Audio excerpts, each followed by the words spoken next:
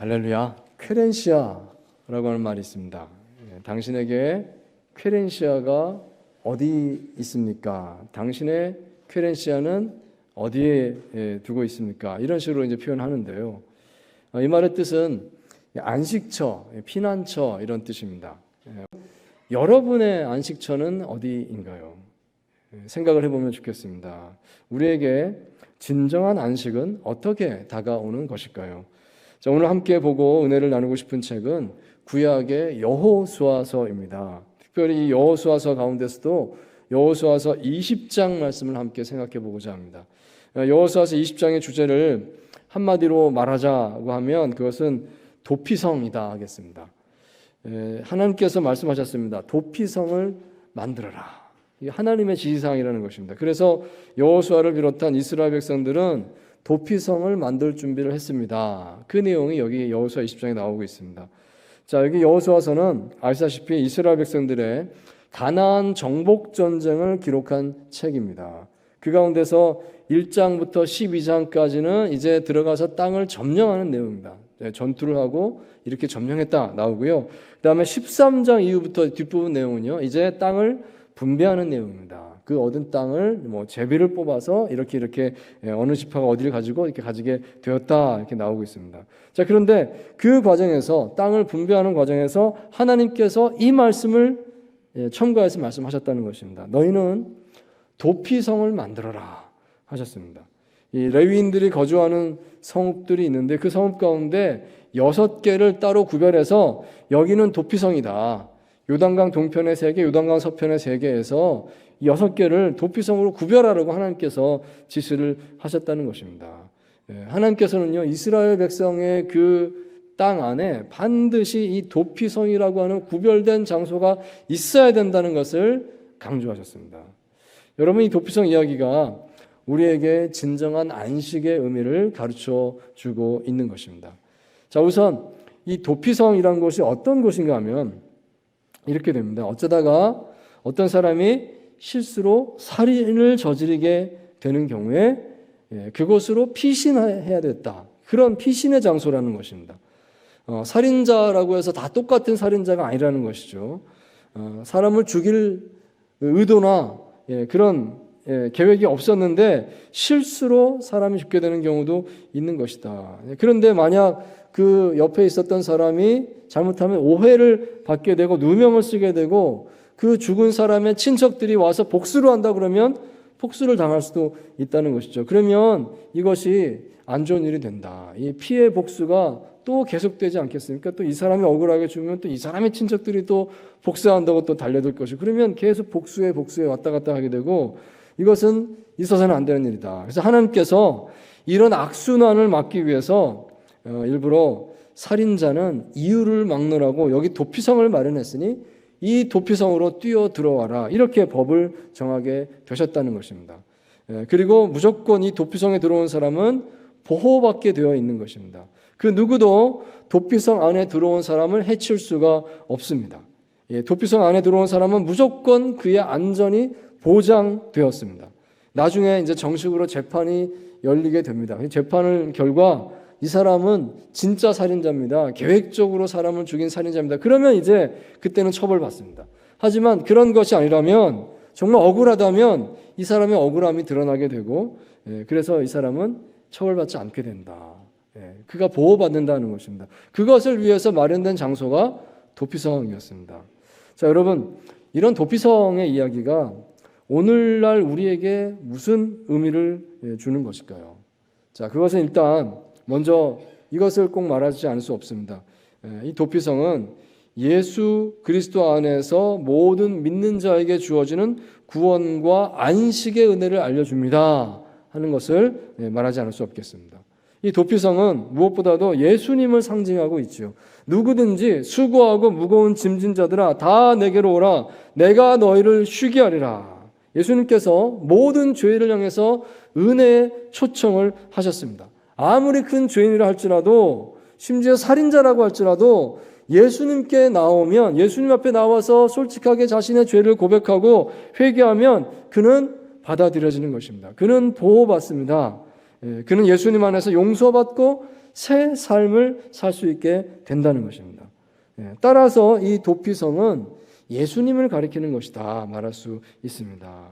자, 그러므로 이 도피성은 영원한 안식의 은혜를 전해준다 말하겠습니다. 하나님께서는 세상 모든 사람들에게 영원한 안식에 들어올 수 있는 은혜를 열어주셨습니다. 그러므로 누구든지 도피성 되시는 예수님 안으로 들어오게 되면, 즉 예수님을 믿게 되면 그는 영원한 안식을 얻는 줄 믿습니다.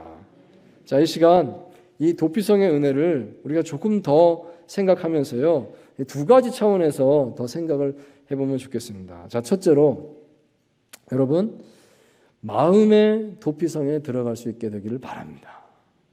마음의 도피성입니다. 우리 마음이 도피성에 들어가야 되는 것이죠. 곧 죄사함의 확신을 가리킨다 하겠습니다. 자, 여호수아서 20장 4절과 5절 말씀을 우리 다시 한번 읽으면 좋겠습니다. 함께합니다. 시작. 이 성읍들 중에 하나에 도피하는 자는 그 성읍에 들어가는 문 어귀에 서서 그 성읍의 장로들의 귀에 자기의 사건을 말할 것이요, 그들은 그를 성읍에 받아들여 한 곳을 주어 자기들 중에 거주하게 하고, 피해 보복자가 그의 뒤를 따라온다 할지라도 그들은 그 살인자를 그의 손에 내주지 말지니 이는 본래 미워함이 없이 부지 중에 그의 이웃을 죽였음이라. 아멘. 자, 이 본문 말씀은 실수로 살인을 저지르게 된 사람이 도피성으로 피신하여서 성 안으로 들어가는 과정을 묘사하고 있다 하겠습니다. 성에 도착하면 이렇게 될 거야 라는 것을 지금 이야기하고 있는 것이죠. 자, 여기 이 본문 말씀에 그런데 잘 보시면 이런 특징이 있는 것입니다. 마치 영화의 한 장면을 보는 것처럼 그 장면을 좀 시각적으로 묘사를 해주고 있는 것을 봅니다. 우리는 본문을 읽으면서 눈앞에 장면이 떠오르게 되는 것이죠. 한 살인자가 막 헐레벌떡 막 달려와서 지금 도피성 문 앞에 딱 도달했다는 것입니다. 이 성문 어귀에 서서, 여기 본문에 나오죠. 성문 어귀에 서서 막 숨을 막 고르고 있겠죠. 그러면서 거기 성문에 앉은 장로들이 있습니다. 그들에게 자기 사정을 막 이야기를 했다는 것입니다. 저기요, 살인 사건이 있었습니다. 그런데 그것은 고의가 아니고 사고였습니다. 이러면서 이제 자기 얘기를 하게 되는 것입니다. 나는 절대로 고의로 그렇게 한 것이 아니었습니다. 그런데 어떻게 한단 말입니까? 이제 막 이런 얘기를 하는 것이죠. 자, 그러자 그 이야기를 들은 장로들이 그를 재빨리 안아서 따라오라고 하면서 성문 안으로 데리고 들어간다는 것입니다. 그리고 바로 성문을 콱 닫아버립니다. 그렇게 막아주는 것이죠. 자, 그리고 곧이어서 피해 보복자들이 그에게 복수하겠다고 막 달려왔다는 것입니다. 문 앞에 섰습니다. 근데 그 성의 장로들이 이렇게 하는 것입니다. 문을 열어주지 않고 성문 위에, 성벽 위에 내려보면서 왜 왔습니까? 외칩니다. 우리는 복수하러 왔습니다. 밑에서 말하죠.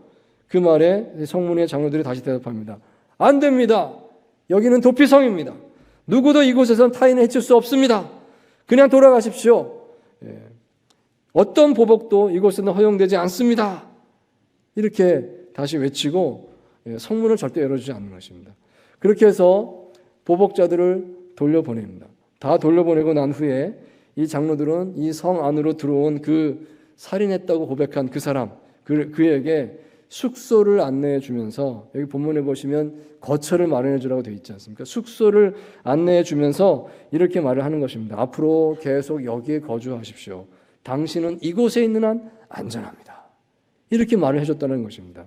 그 이야기가 여기 짧게 2절 말씀 가운데 들어있구나 하는 것을 볼 수가 있습니다. 자, 이것은 그 장면을 시각적으로 우리가 마음에 느끼도록 묘사를 해주고 있는 것이죠. 여러분, 이런 묘사가 오늘 우리에게 무엇을 가르쳐주고 있다고 생각되십니까? 자, 그것은 모든 사람들이 이 도피성에 대한 이 마음속에 분명한 기대를 가지고 있어야 하겠다는 것입니다.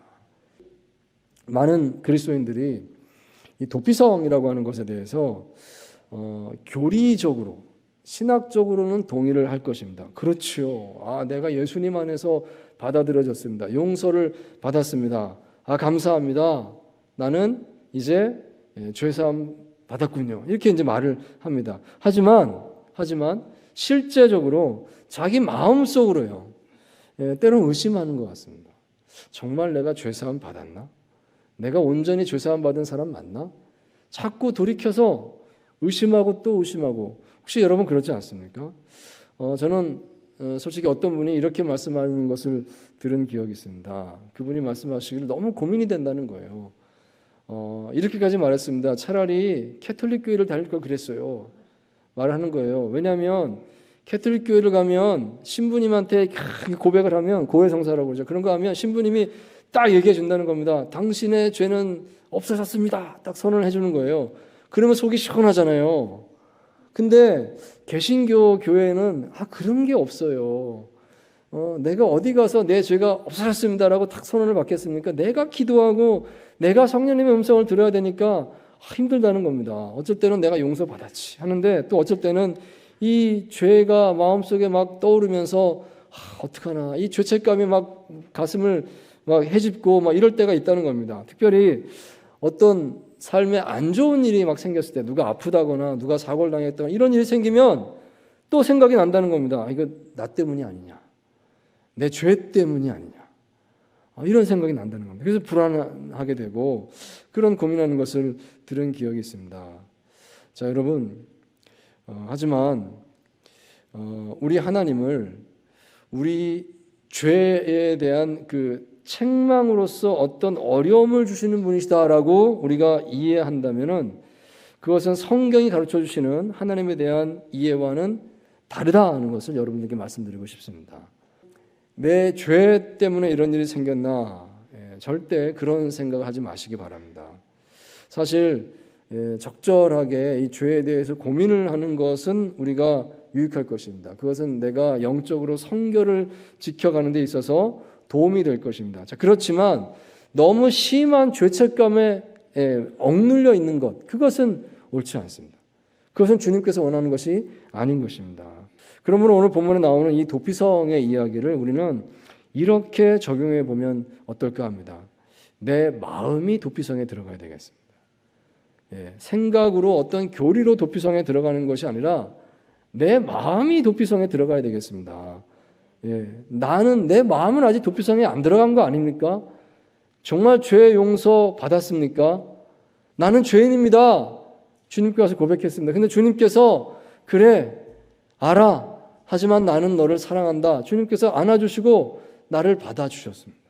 주님의 품 안으로 그 용서의 품 안으로 나를 받아주셨습니다. 그 주님의 나를 받아주심을 마음으로 진심으로 경험했습니까? 이 죄사함의 은총, 죄사함의 확신을 받으셨습니까? 여러분 그것을 확신하는 것이 중요하다는 것입니다. 그래야 베풀 수가 있으니까요. 여러분 어쩌면 이것이 바로 우리가 죄책감으로부터 자유를 선포할 수 있는 근거라고 하겠습니다. 그것은 내가 오늘 성령 안에서 거듭난 성도의 삶을 살고 있음을 확인하는 것입니다. 내가 지금 사방을 둘러보니 그렇군요. 나는 도피성 안에 들어와 살고 있네요. 이걸 확인하십시오라는 것입니다. 그렇네요. 난 죄인입니다. 그런데 주님께서 나를 받아주셨네요. 내가 이미 주님 품 안에 들어와 살고 있네요. 이걸 확인하시라는 것입니다. 여러분 그것이 죄사함의 확신이 될 것입니다. 내가 오늘 기도할 때 하나님께서 내 기도를 들으신다는 그 마음의 감동이 있지 않으십니까? 정말 내가 간절하게 하나님 찾을 때 성령께서 내 마음에 임재하신다는 그 임재를 마음속에 뭉클하고 느끼고 계시지 않습니까? 내가 예배를 드릴 때 하나님께서 나와 함께 하신다는 그 감동이 마음에 전해지지 않습니까? 내가 말씀을 읽을 때 말씀이 마음 구절에 그 구절구절이 다가오고 은혜가 경험되지 않습니까? 성도들과 함께 교제를 나눌 때 그 영적인 교제의 기쁨이 내 마음속에 샘물처럼 솟아오르는 것을 경험하지 않습니까? 자, 그렇다면 내가 이미 하나님 안에서 신앙의 삶을 살고 있는 것입니다. 은혜의 삶을 살고 있는 것입니다. 그렇다면 도피성 안에 초대받은 것이죠. 들어온 것이죠. 예수님께서 이미 은혜로 나를 맞아 주신 것입니다. 이미 나를 용서하신 것입니다. 그러므로 우리는 선언할 수 있는 것입니다. 나의 죄는 용서받았습니다. 나는 이미 죄사함을 받았습니다. 여러분, 내 마음이 도피성 안에 들어가야 되겠습니다. 그걸 생각할 수 있게 되기를 바랍니다.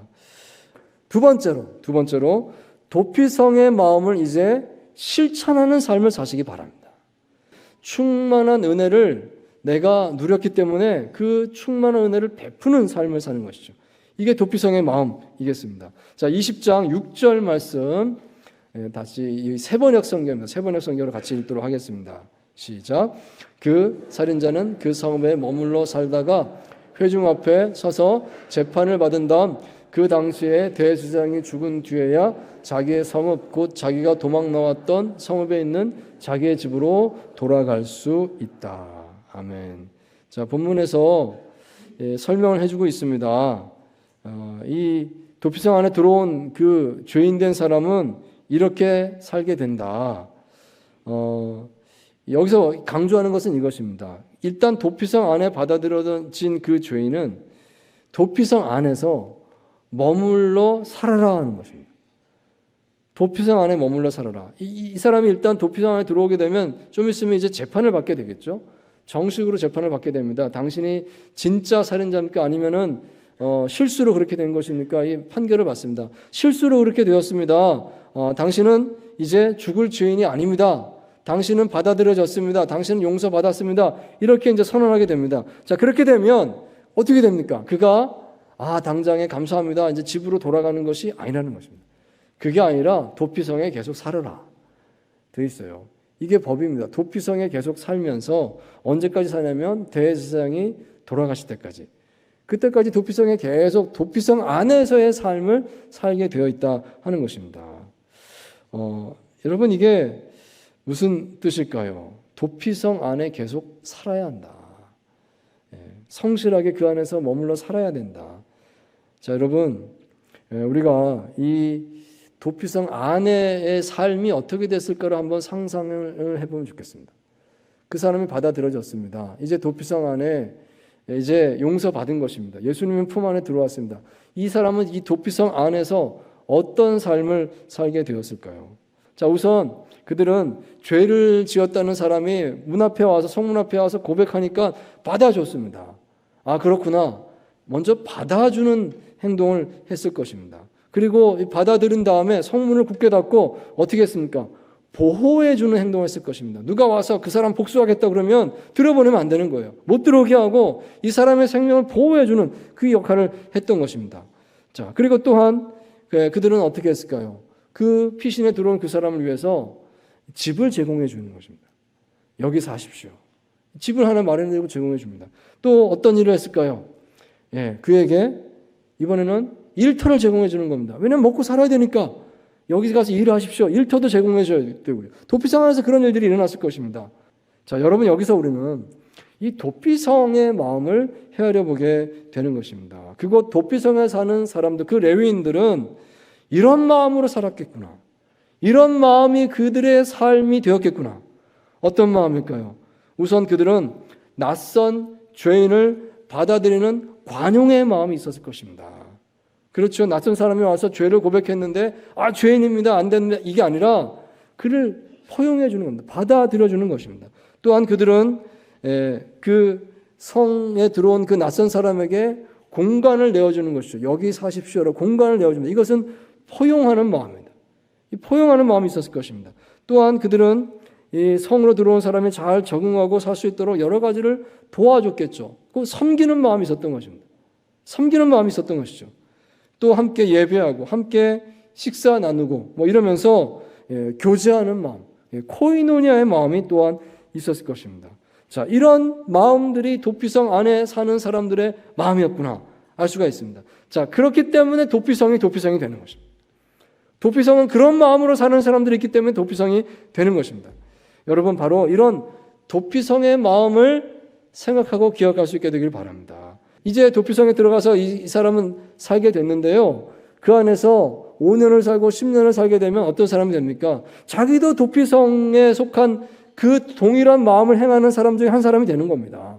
여러분 하나님께서 이스라엘 땅 전역에 이 도피성이 있게 하셨습니다. 이 도피성이 6군데 정했다고 하는데 이 지도를 찾아보면요. 점을 찍어보면 6군데가 아주 넓게 흩어져 있는 것을 알 수가 있어요. 저 북쪽에서부터 요단강 동편에 세 군데, 요단강 서편에 세 군데, 그래서 곳곳에 도피성이 있습니다. 이 동그랗게 원을 그린 것은요, 이 도피성까지 하루길에 달려 들어갈 수 있는 거리를 표시한 겁니다.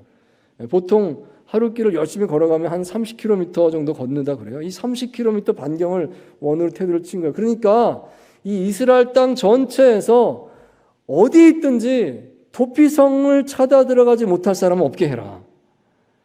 이게 하나님의 뜻이었던 것이죠. 어디서 긴급한 일이 발생했든지 반드시 그 가까운 도피성에 뛰어 들어갈 수 있게 만들어줘라. 이게 하나님의 의도였다 하는 것입니다. 자, 이것은 단지 이 억울한 죽음이 이 땅에 없게 하겠다, 억울한 죽음이 없게 하겠다라고 하는 그 하나님의 의지의 표현일 뿐만 아니라, 또한 이것은 이 도피성의 문화가 온 나라 안에 전체적으로 확산되게 만들겠다고 하는 하나님의 의지라고 볼 수가 있겠습니다. 모든 사람들이 도피성의 문화를 배워라. 모든 사람들이 이 은혜를 깨달아라. 그리고 이 은혜를 서로서로에게 베푸는 삶을 살게 되라. 이게 하나님 아버지의 뜻이었다 말할 수가 있겠습니다.